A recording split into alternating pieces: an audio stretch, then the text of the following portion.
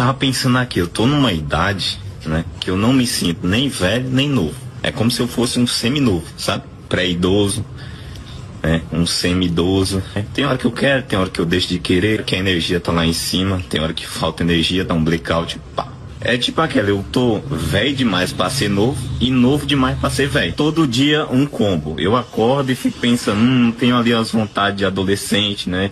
Aventura de jovem.